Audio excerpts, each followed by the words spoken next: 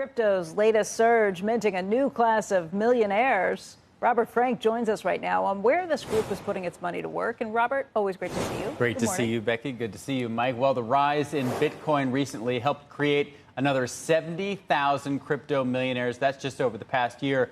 There are now 240,000 people with crypto holdings worth $1 million or more. That's according to a new report from Henley and Partners and New World Wealth.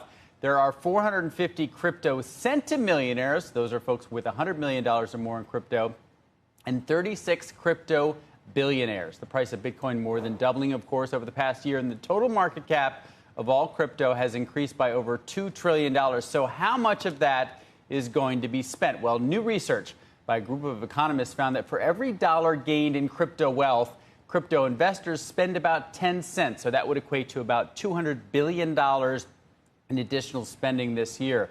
With early crypto investors now getting up there in age, they're sort of in the 30s and 40s, buying Lambos has been replaced by real estate. A study found that locations with large crypto populations saw larger gains in home prices when there were crypto rallies. Now, for more on the new crypto wealthy and a roundup of the latest family office deals in September, you can sign up for the new Inside Wealth newsletter out tomorrow morning at cnbc.com/insidewealth.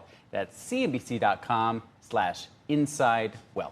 Where are the areas where geographically where you see this kind of bust or boom in real estate cycles around it? Where I would imagine, Silicon Valley, Miami, here in New York. It's definitely Miami. It tends to, when I ask the researchers where the locations were that tend to be hotspots for crypto, the one common denominator is low tax areas. So it's mainly southern, the Sun Belt states, Texas, Florida, not so much New York and California, interestingly.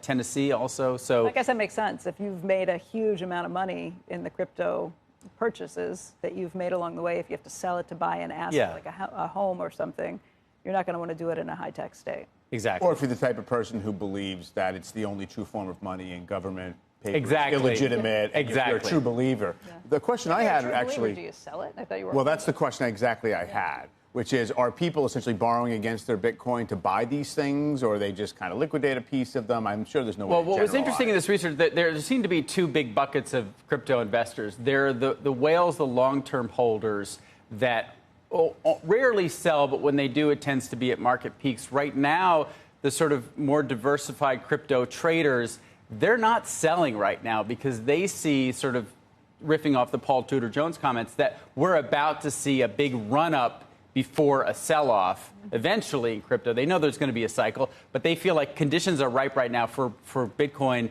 and crypto to go higher. Because of inflation, because of the same reasons that gold is running higher, or because of the lighter regulatory touch, maybe all of those things? All of those things combined with the fact that you've got this euphoria over AI that to the extent that crypto trades a bit like a speculative tech stock as opposed to a safe haven, that's going to run up as well. It trades like a promise of some version of the technological future. Exactly. And also its massive computing power that is somewhat parallel to what's going on in AI. Yeah, so there are a lot of Bitcoin folks, even though we've seen this huge value creation and number of millions, they're probably not going to spend it right now because they see more potential for a run-up. So we'll see how much impact we'll see in the economy. And gold, probably the same thing. If you look at the market cap of gold, it's over $20 trillion. $27 trillion now. Yeah. It's about half of the S&P 500 market. So that's created, well, those folks tend to be older investors, and so they don't tend to spend as much as their wealth as the younger folks. Go ahead, say it. Boomers. Yes. That's what you're thinking.